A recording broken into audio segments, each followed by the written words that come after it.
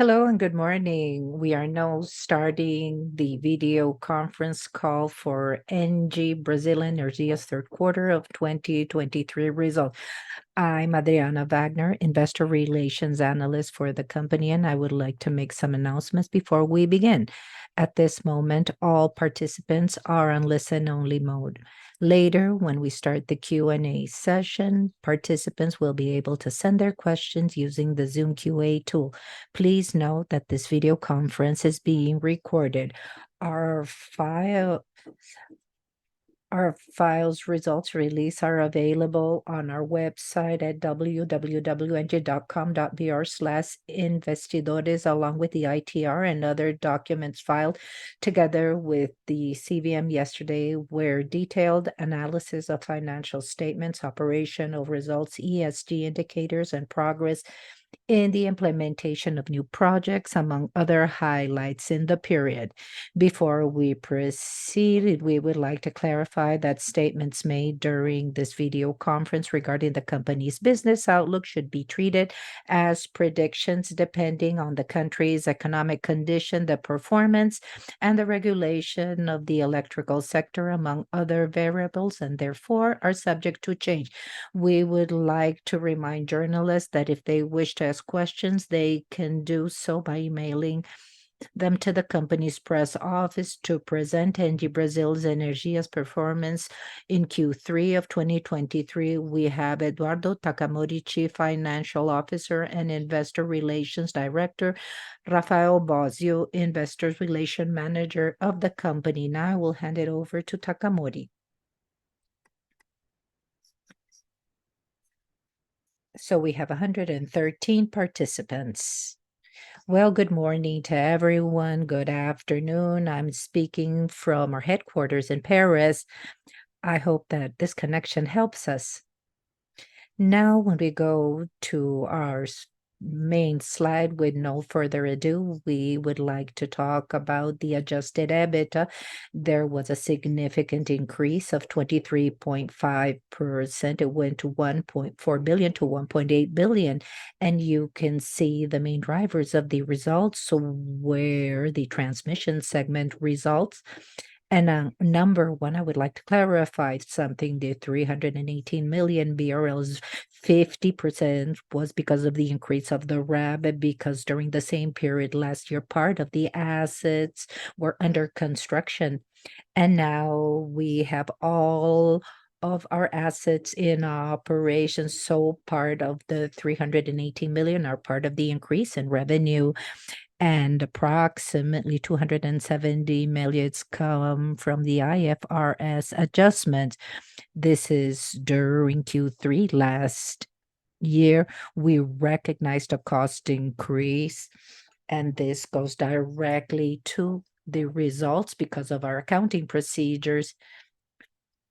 And we will not see this again because the assets are operational. There was a slight increase of revenue during Q3 this year, totaling the 318 million. That is very important for our result. 118 million, the second item, which is positive regarding the EBITDA variation, comes from the equity income of the TAG. We will elaborate this, and the net profit went 230 to 330 million, which was positive.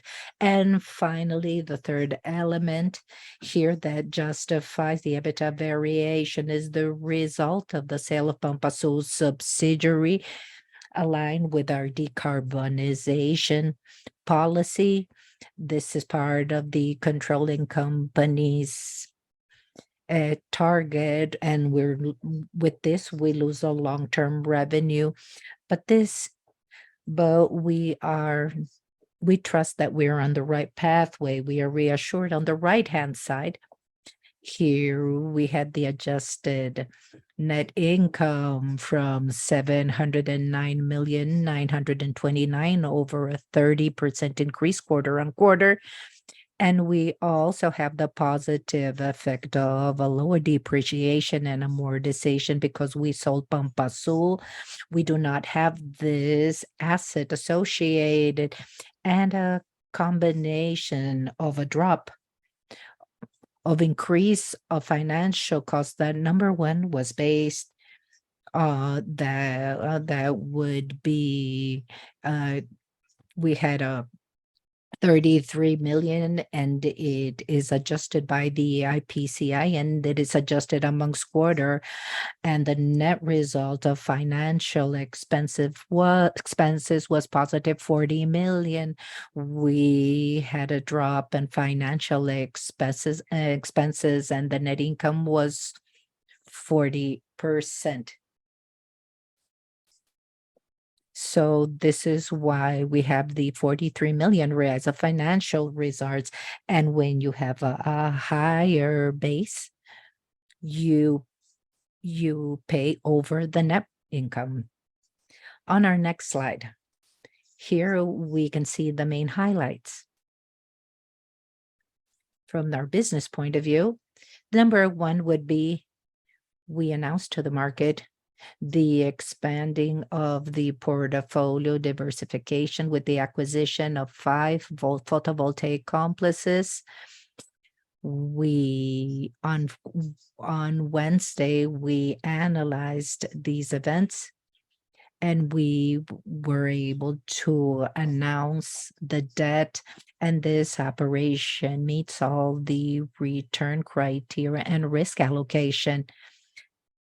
And these assets are positioned where our current assets are positioned with great synergy. We would like to highlight that the assets are highly contracted in the long term. They have a capacity of 2/3 of the capacity, and the remaining tranche for the ACR, it has also long-term contracts until 2042. This the allocation is in the free market. It doesn't have a market risk. Now, on the lower part, we would like to mention that we close the purchase operation of CEE Generation, and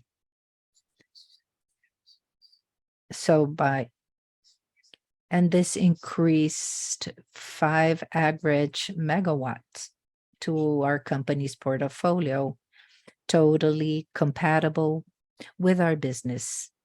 We would like to remind you that we operate Machadinho.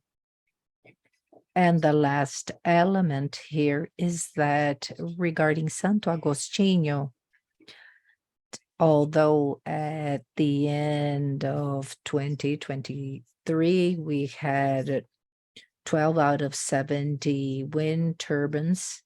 Now we have 19 wind turbines in operating commercially, and 30% of the commercial operation is underway. So 60% is underway, and we maintain the initial forecast for the complex to be working by the end of the year. Here we have our ESG indicators. Number one, as a result of Pampa Sul, there is a significant drop in the intensity of the company's emissions. Basically, what remains is Scope 3. We're going to address this differently. Perhaps we will have to change the structure of the slide. And on the right-hand side here, we have health and safety. That is not only something important to maintain our license. We had a significant drop in the accident frequencies, number of accident, and we are very happy because this is a continuous effort made by the company so that all our employees and third parties are able to go back home safely. And on here, we also have, you can see that throughout the quarters, we We increase the percentage of women in the workforce. This is also a very effective policy, and we have focused strongly on this. And here we can see the evolution from 25 to 28% and in leadership process. So we have women in the company and women in leadership positions. So this is an increase of 10% when we compare the same quarter last year to this quarter. Now investment in innovation and social responsibility, investment in innovation grew throughout 9 months, although it is at the same level last year. The social responsibility and investments, we have the same level of investments year to date when we compare last year to this year. Just one observation that our resources, our incentivized resources dropped slightly, but we offset this throughout the period. Now, Rafael, you have the floor. Good morning, and thank you very much for participating in our call and for your interest. We have over 200 participants now. Now, our energy commercial strategy, the classic slide where we update our energy balance. Our energy balance will be seen in the attachments on slide 35, but here you have it in charts. So for those that follow closely and follow the evolution quarter by quarter can identify that we have maintained the energy sales, although there has been a drop in appetite, which is normal in a scenario where prices are driven downwards. But we continue in the market, we continue selling. During this quarter, we dropped an average 74 megawatt average in a uncontracted balance from 25 to 28 without identifying the impact on the average sales price, which was stable in comparison to what we announced during Q2 for 23, 24, and 25. Therefore, we continue focused on our strategy, pursuing to follow the free market opening in order to capture the consumers that are migrating. I believe that on the next slide, we will be able to see this. In this slide, we identify that we have a significant growth in number of customers, so 22% comparison to the same period last year, and also we've grown in comparison to the last quarter. This shows that our strategy has captured the expansion of the free market, especially in niches where the consumer has greater appetite, and on our side, we can find better contracting prices, and this is reflected on our average prices of our portfolio. So now you can see our expansion, and here you can see the progress of our projects. The first project would be Santo Agostinho Wind Complex. The beginning of the operation is the first quarter, the first windmill, the wind turbines. Takamori already updated you regarding the number of wind turbines that are generating, are in test or in operation. All 87.5% of global progress.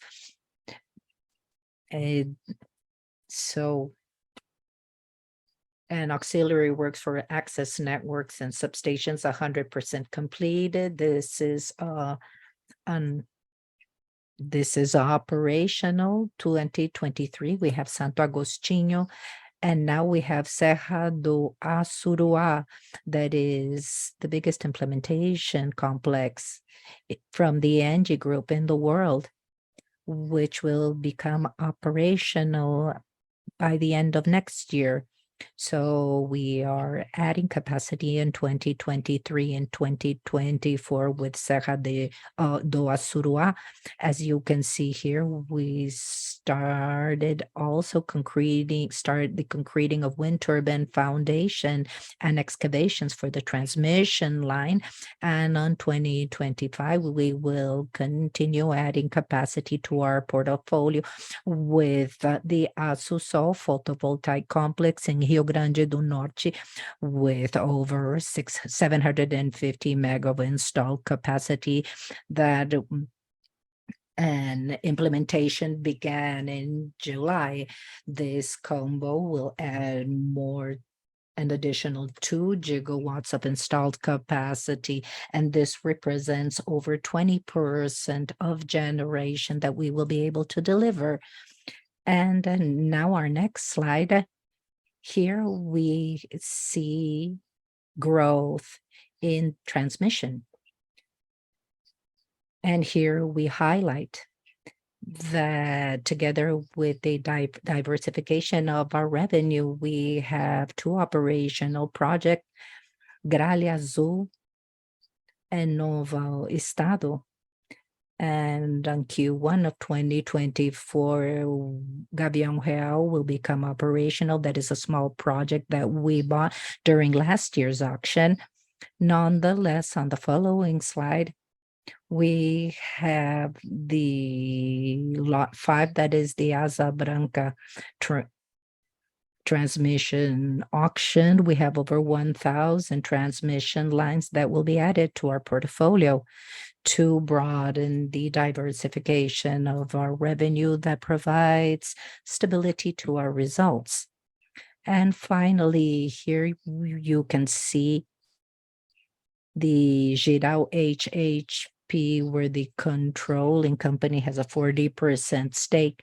There is a potential to transfer this to ENGIE Brasil Energia. Jirau is an operational HPP in October. It celebrated 10 years of operation. The indicators here are positive. You can see that it has 100% of uptime operating factor, and during this quarter, it was the first company in Brazil to receive the IHA certification and the second plant in the world that receives this type of certification, which demonstrates the high operational level of our plant. This is a slide.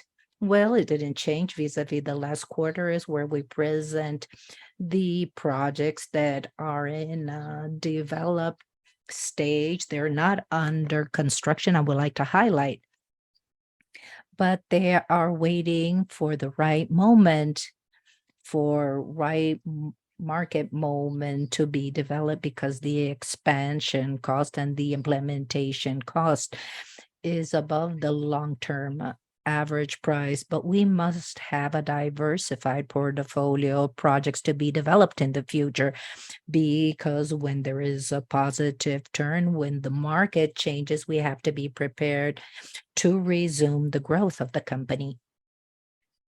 When you develop a product from the beginning to the get-go can take 4 or 5 years. This is why it's important to have projects under your sleeve so you can implement them as soon as there are better conditions. So Takamori, now I give it back to you to talk about the financial performance. Thank you, Rafael. In this slide of financial performance, point number 1, I would like to remind you that although with a number of investments, although we mentioned that there will be a 55% distribution during the first semester, we would like to remind you that our return on equity is extremely positive. Our return has exceeded 30%. That is way above the average of the industry. And now we've seen 37% on Q3 of 2023, the return over invested capital that contemplates that, and the company's capital is 20%, because this is a result of our capital structure. We are delivering more to our shareholders. Here you can see all the investments during the past years up till the date. So it's 2016, that would be almost 26 billion, and there is still a lot to deliver. Here you can see that throughout time we started as a generation company, then we went to transmission, and now we're also transmitting renewable energy. And recently we invested in TAG. This is acquisition of 32.5% stake in TAG, which has helped us in our result. Now, throughout this period, there was an adjusted EBITDA growth of over 100%. We more than doubled, and our dividends on our own capital of 14 billion. And we're proud of this. We can go to our next slide.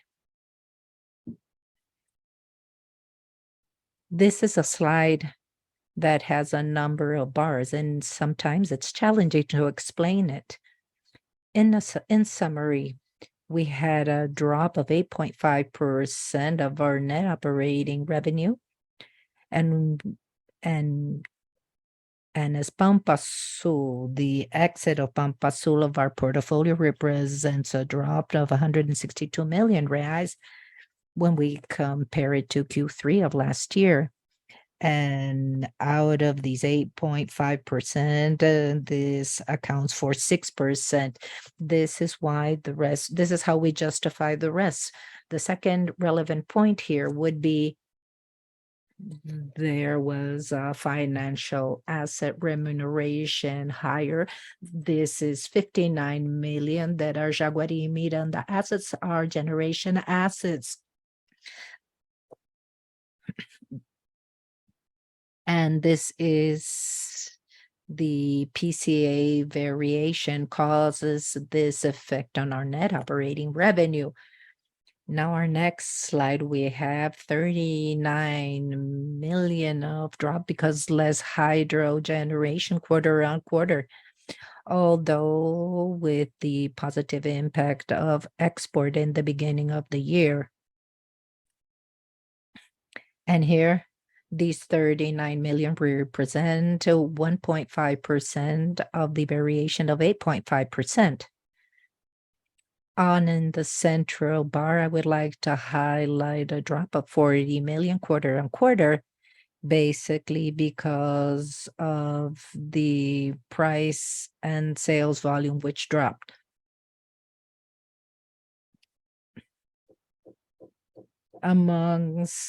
Although with lower price and sales volume,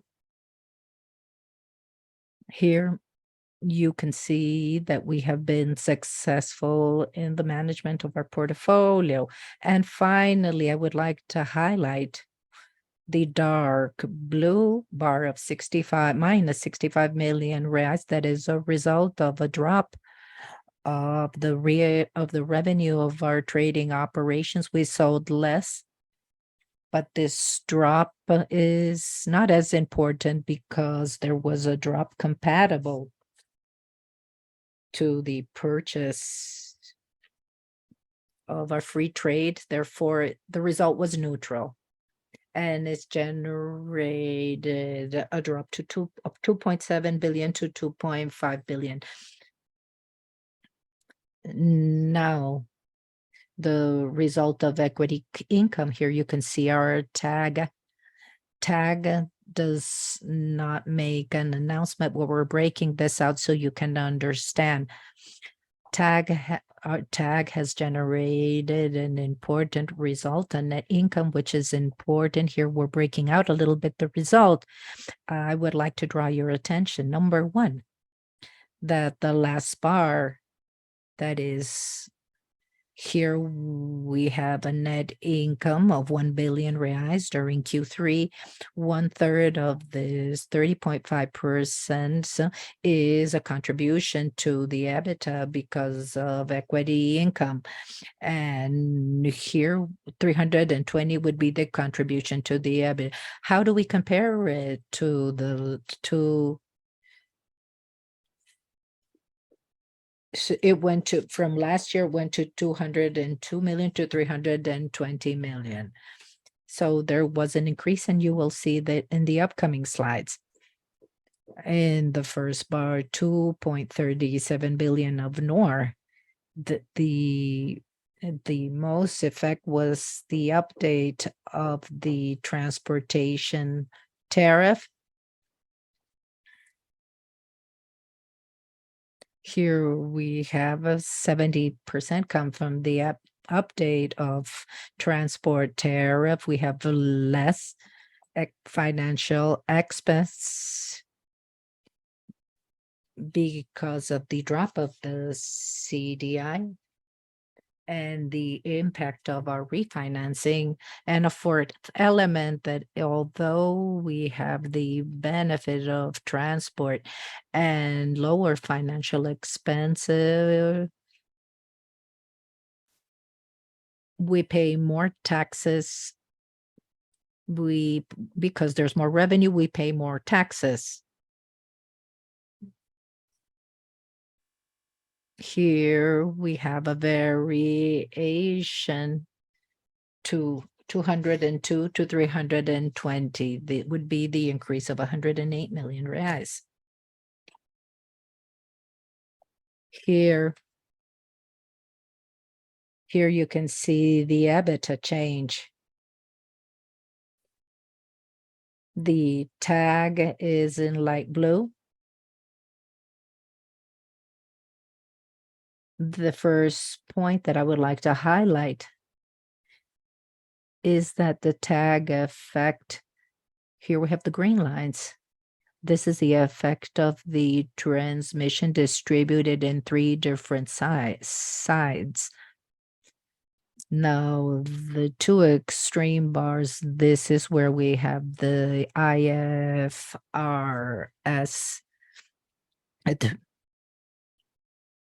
This is an accounting. It's an accounting requirement, and the central bar, this is the effect that I mentioned in the beginning of the presentation. That is the variation of the undertakings under construction, and now they're operational. This reflects the RAP of 50 million reais. So tag light blue, green would be the allocation of the result of our transmission concessions, part of the EBITDA, and part of this is adjusted for transmission for the central bars. And in the central bars, where we went to 1.66 billion to 1.72 billion, this is justified by the sale of Pampa Sul, minus 62 million reais. When we compare it to the same quarter last year, we spoke about this in the past slides. Another important element would be lower generation quarter on quarter in EBITDA. And we already mentioned this. There was a positive export result, but there was a negative effect regarding the same period last year. And the last point from the central bars, EBITDA and adjusted EBITDA, number 1 would be the blue bar, that is 101 million reais. That is a drop of the volume of sales purchase. This moment of low prices, there is lower activity and purchase and sales from third parties. This is why we have a drop here. Here, Jaguari Miranda, that is the 59 million BRL. bar, this is a result of the remuneration of financial assets. And there has been an improvement of the EBITDA because we have no more fuel costs. The last point that is important to note is that after our adjusted EBITDA, on the extreme right-hand side, we can see 61 million reais that are non-recurring. This is basically because of Solar Maracatu. We had a strong wind event. The damaged part of the equipment, part of these equipments. So this was a loss of 61 million BRLs. And although we recognize this impairment, these assets are insured and this will become operational. Brief, we will give you more news regarding the unfoldings of this problem. There was a significant growth when we talk the IFRS of 23%. When we exclude the effects of IFRS, the EBITDA grew 24% quarter on quarter. Now the next slide, here the evolution of the net income. Here you can see a growth of 31% from 709 million to 928. The main element here is the EBITDA. It went to 1.4 billion to 768 billion. There is a variation of 336 million, as we already explained. We also had depreciation and amortization because we no longer coordinate Pampa minus 43%.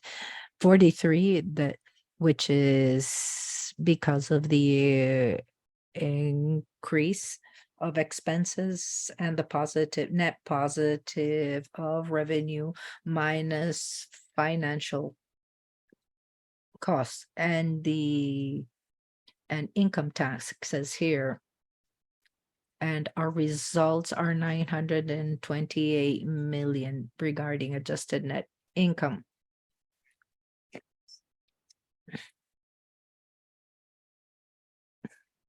Now you can see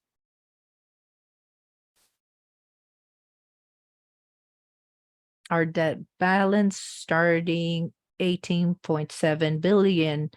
This gross debt was the same during QT, with a slight variation at the end of 2022, very similar. The great difference is that we had a more cash robust position during the second quarter that was 4.7 billion. And because of cash, because of dividends, this cash position dropped 3.1 billion. And our net debt here, that was around 14 billion, went to 15.3 billion in net debt. So regarding ratios, we maintain the level of 2.5 net debt EBITDA and 2.1, 2 times the net debt over the adjusted EBITDA. This is a comfortable position for us and compatible with our moment, so that the company can carry out its investments and to execute the operations that we announced during the past weeks. The debt profile shows us that we have a short-term position of 2.4 billion, part in CDI and an IPCA until the end of next year. After 12 months, we have 600 million to settle. So it will be 3 billion from now until the end of next year.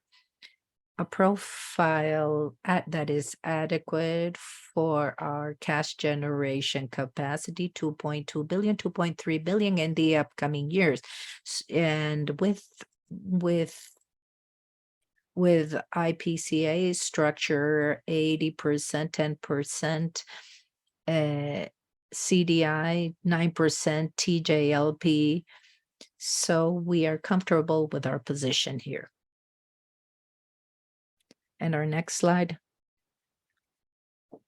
Here we have our investment plan. Here you've already seen the profile of the debt. Now you can see our investments. A lot of things will happen in the upcoming years. We will be bearers of good news in terms of future investment. This year, we invested 3.5 billion. We are in the final period of Santo Agostinho Serra da Suruá as well.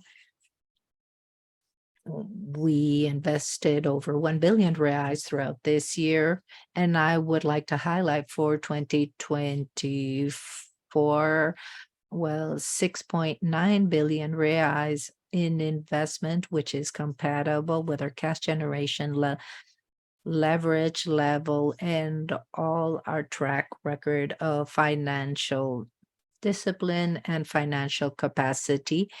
And 3.5 billion of Serra da Suruá, 3 billion Nasusol. These are significant investments that are part of our capital structure. Our next slide.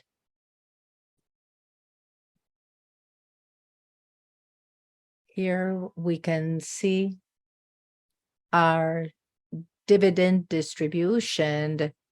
Throughout the years, we distributed 100% of the net profit, and throughout our story, we dropped. That was limited to 55%.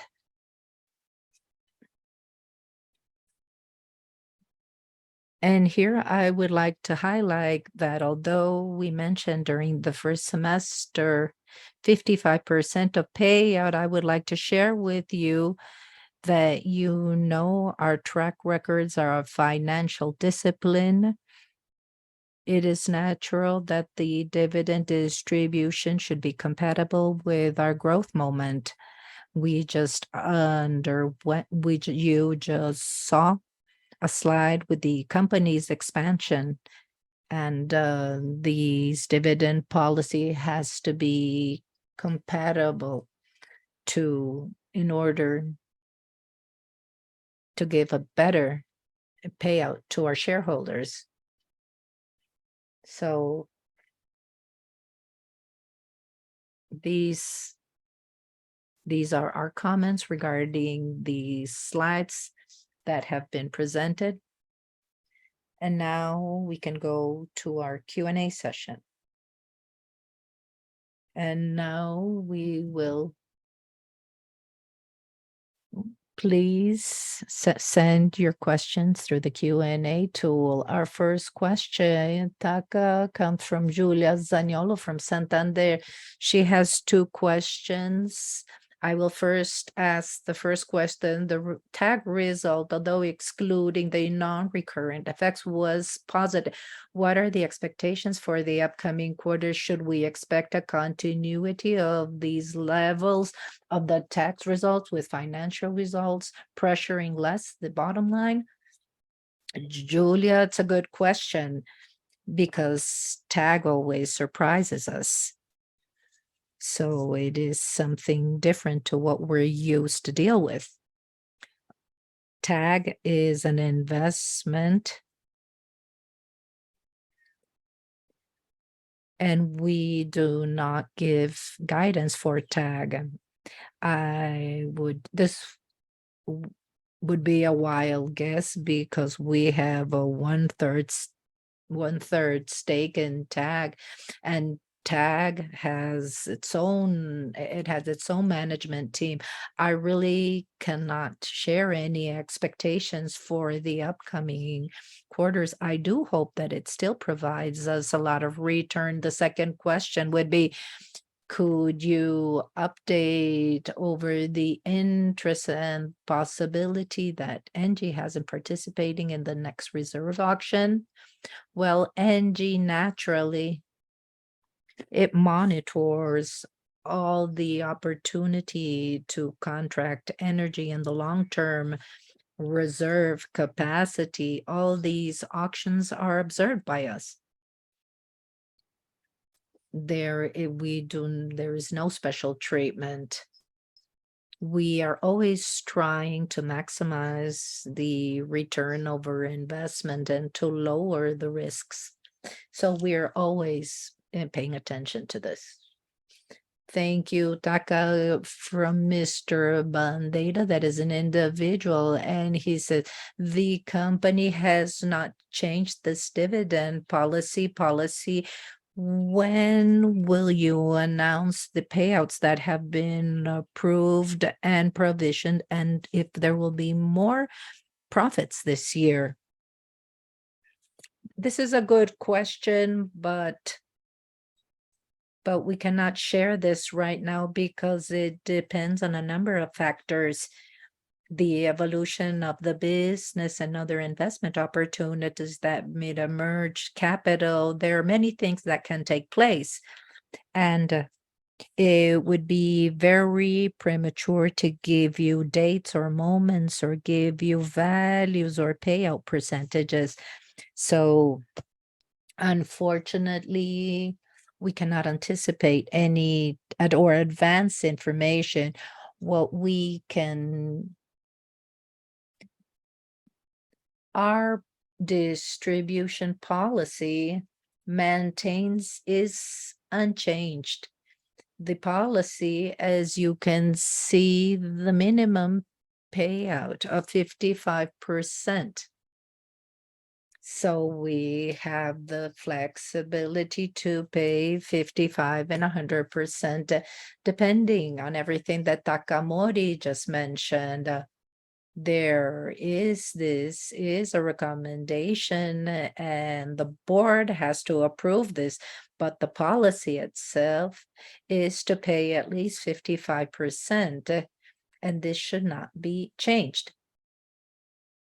And naturally, with a less leverage position, it was easier to distribute 100% of the dividends. Nonetheless, 55% that has been communicated throughout the first semester is way above what the market and expansion distributes. So we do magic. So yes, we are a dividend of growth and payout, and we pay more than the market, and we're growing at an accelerated pace. Taka, the next question from Daniel Travitsky from Safra. He has two questions. I have the first question, and then the second would be the acquisition of solar complexes announced last year. Why not to develop greenfield like other companies? Isn't the capex per megawatt competitive, or are there other reasons? Can you explore this? Well, basically, we continue developing a number of projects. Rafael showed you our portfolio of our pipeline of projects. The matter here is that to start from scratch means that we have to contract long-term energy to reduce the market risk. It is not a good moment to initiate a contracting process. And as always, we observe the market and we see the opportunities of capital. Now, solar projects are compatible with our long-term objective of renewable energy. So all the assets that we are incorporated are in states that already have operational undertakings, and there is a long-term contract. So this is the best of the world synergy, the undertaking that makes sense to us, contracted at long term and at good prices, and enabling a long-term recontract that makes sense to us, and it has to complement our portfolio. So there is not one or the other. Actually, we have to allocate our capital the best possible way. And the second question, can we comment the contracts of energy sold throughout the semester? Although the volume is small, the prices are interest. Could you talk about this and how can we copy these contracts?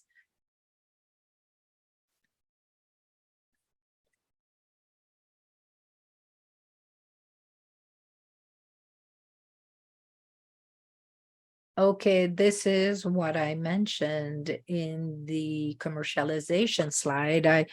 We we diminish the appetite where the price is pressured, but we've tried to broaden this in the free market where we have a win-win. We can sell at a higher price, but the consumer is also buying energy at a lower price, lower than at the distributor. And with this, we can drop the impact in the average price of the portfolio. We have a major portfolio totally indexed. So this is a strong moment where we need a major volume of energy sold at a lower price than the average price to see the significant impact. And we have offset these impacts because we are highly contracted in the short and mid run. We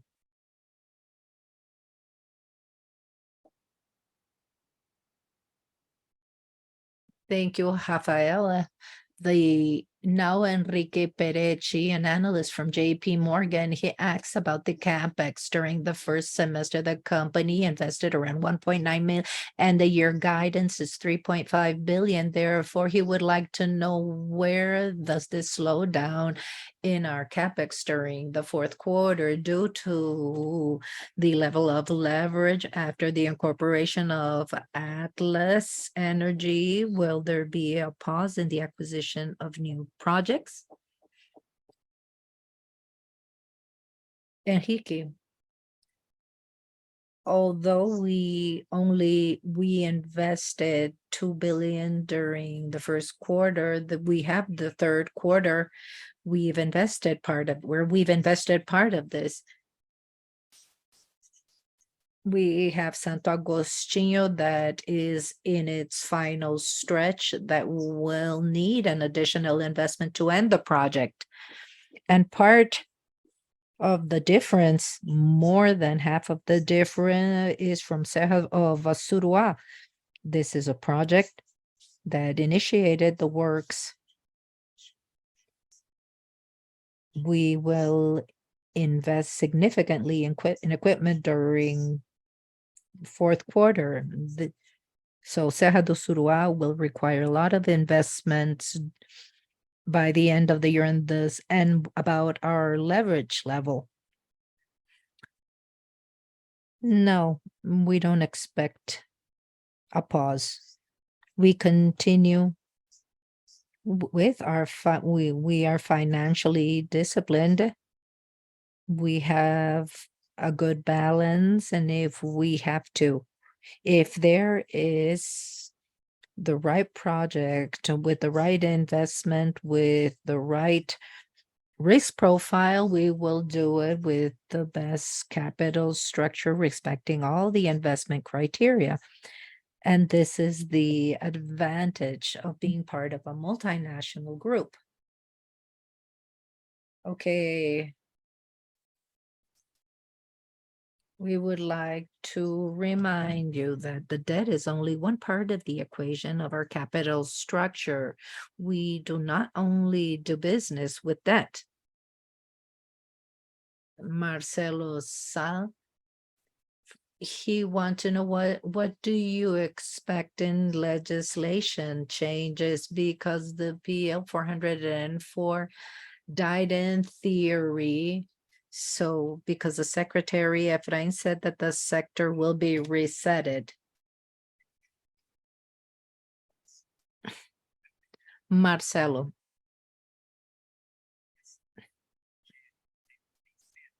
We always are moderately optimistic with Brazil. You can see it because of due to all the investments that we've done here.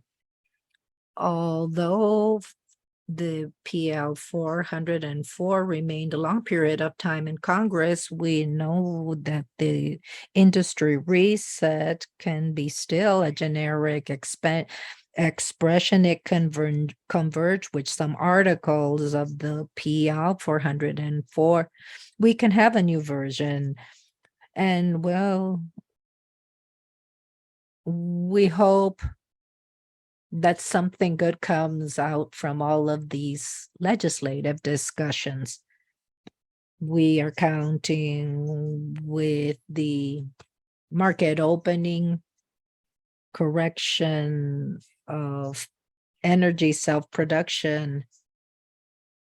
We expect the regulation to be honed so that Brazil becomes extremely competitive in renewable generation and that this results in a higher GDP. There are important things that can happen that favor the electric sector and the company.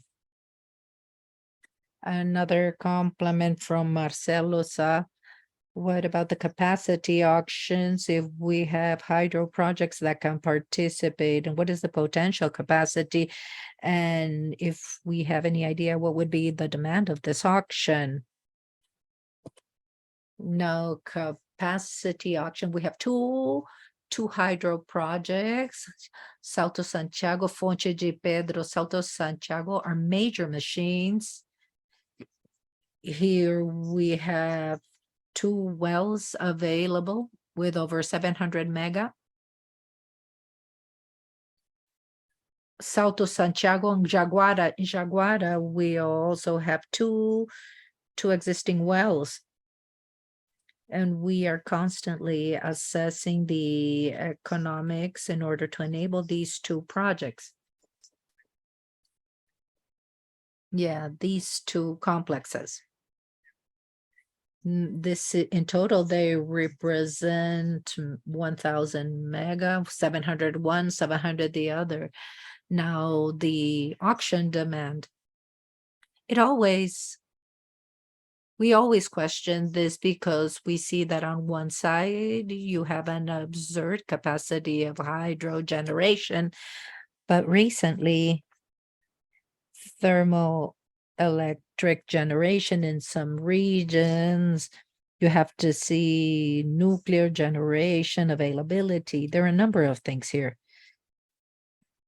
There is capacity need, but how we calculate this capacity isn't clear. The models aren't sufficiently developed. Therefore, we don't feel 100% reassured regarding what will be the necessary capacity in the mid and long run. And Marcelo Sá, about how we see the PLD volatility during the summer, where there'll be a detachment of prices because of a greater price detachment. It's easier to win the lottery than to answer this question. There have been situations throughout the years where the market was convinced and everything went down the drain. And all the convictions went the drain. And so perhaps we don't know, rainfalls will anticipate, will delay, we will have more availability of assets, macro climatic effects. Well, it's becoming very difficult to interpret this. The risk is always present. There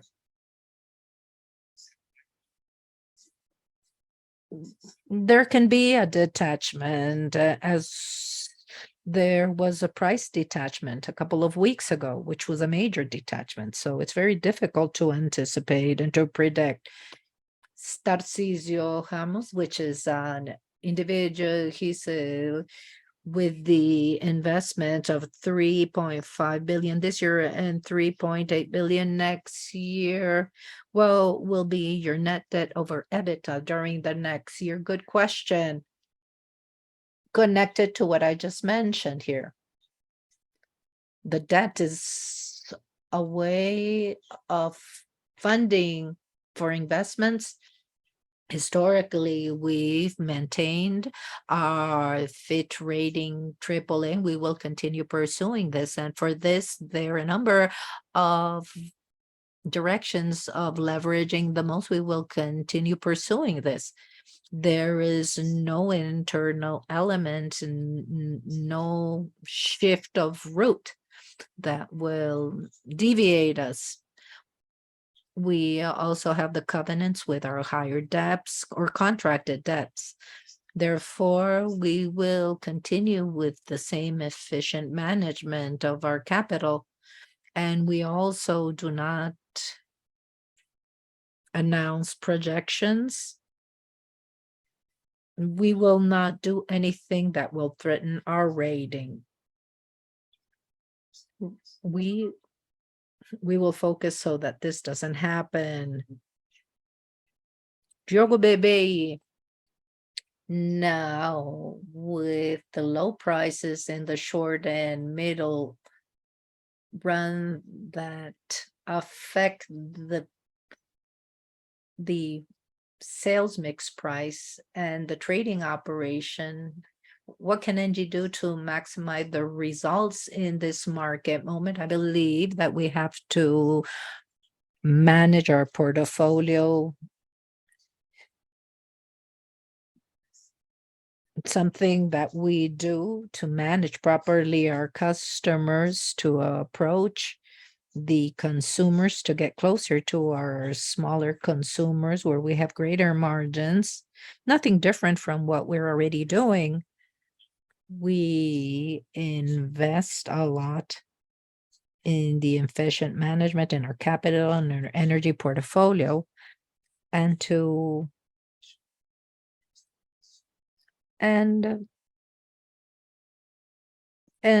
just pay attention to uncontracted projects. So now we have to pay more attention to transmission than to generation so that we can properly use our capital.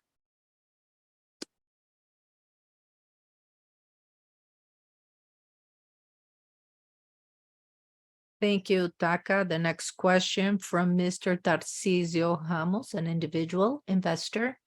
He wants to know if Engie assesses a new acquisition in the gas sector like TAG or any organic growth in the TAG sector. Okay, there are two effects here. There is Engie Brasil Energia, that is this public company, and we controlling company also invested. So these are two investment groups in infrastructure.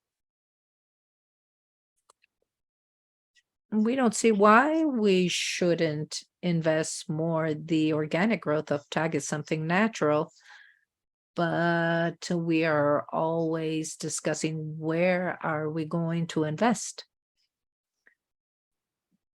So our focus here is the electric energy sector.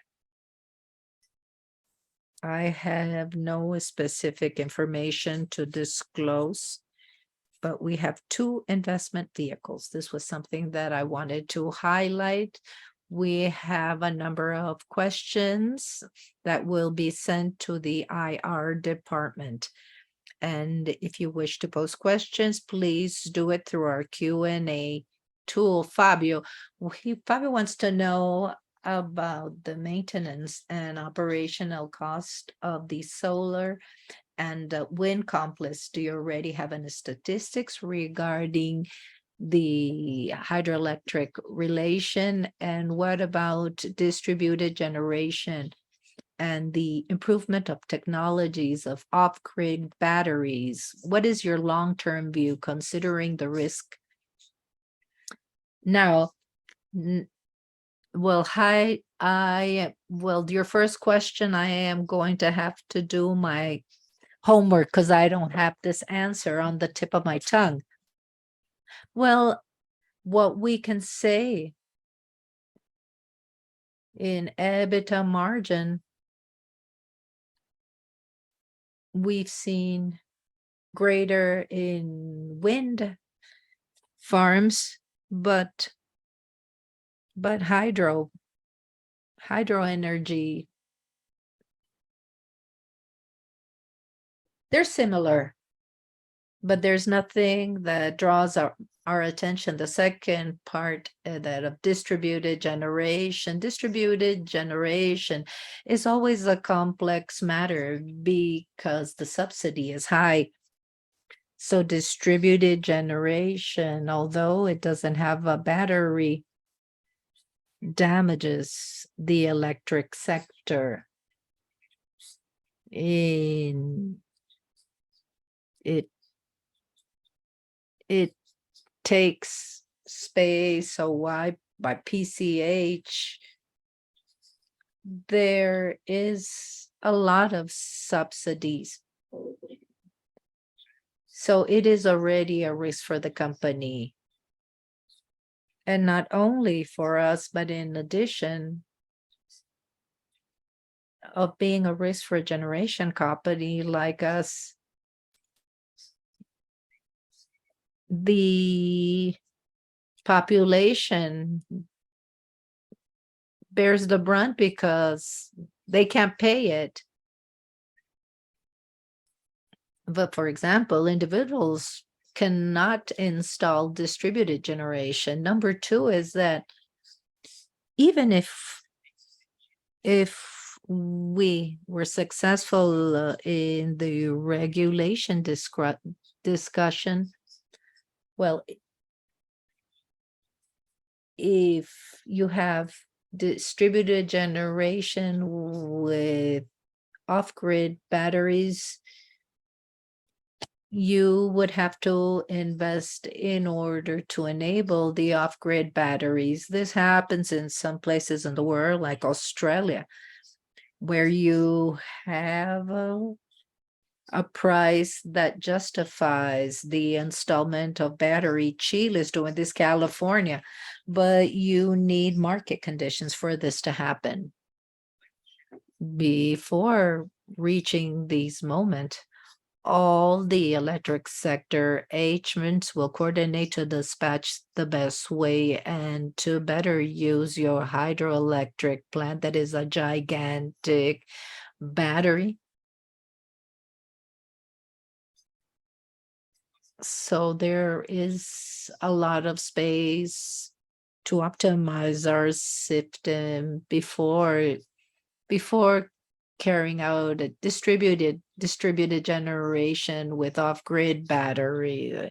We cannot create a subsidy policy for batteries, and because you are giving more subsidies to a technology that doesn't generate energy, and this means that you're not using your resources efficiently. In some places of the world, it does make sense, but in Brazil, we believe that this does not make sense. correct me if I'm wrong. There is an additional factor to the strong subsidies that we've seen in Brazil. There is a market reserve. We cannot compete directly with GD, with individual. When the free market is open, there will be a competition, and we will see how competitive DG is, because conventional generation, centralized generation, we have a number of assets that are depreciated, amortized.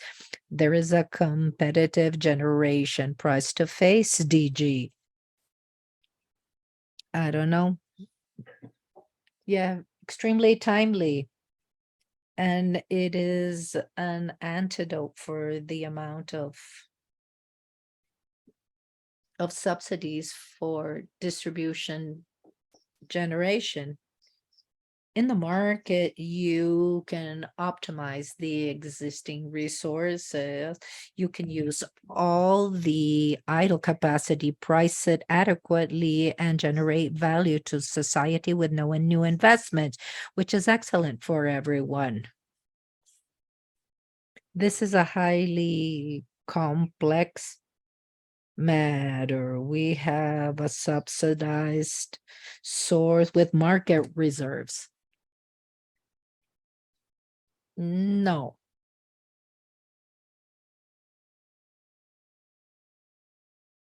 Okay, this is our limit. Our questions will be sent to our IR department, and I will give it back to our Takamuro and Alexandre for final remarks. I would like to thank all of you for your participating and your interest. We continue at your disposal to answer questions that weren't answered or that emerged afterwards. And I will give it back to you, Takamori, to end our call. Thank you very much. I also thank you all for your participating. The last point that I forgot to mention, that was regarding the evolutions of the PL in Congress. There is a matter that we haven't noticed, that it's the deliberation of RDCE. Generally, this is the value that was paid by all the users of the transmission network throughout the last years. ANEEL technically perceived this, and due to the complexity of the matter and the impacts, this matter has not been deliberated. It's part of the agenda. And the impact is extremely significant for all the users. In a moment when we're talking about excess of subsidy, a high amount of taxes on the sector, we see that it's natural to start by the most important matters, and one of them is RDC that has to be instructed by ANEEL. So we believe that this will have a significant impact of 8 billion to society. So we hope this matter is deliberated in brief, and to receive the proportional reimbursement. The user isn't only generation, it's the generator, the free consumer, the distributor. So this was an important matter that I wanted to approach, because it is highly relevant for society. And perhaps this represents 1/3 of the total cost of generation throughout the year. But This is important. So with this, I bring our presentation to the end, and I thank you all for your participating. The ENGIE Brazil Energy conference call has come to an end, and have an excellent afternoon.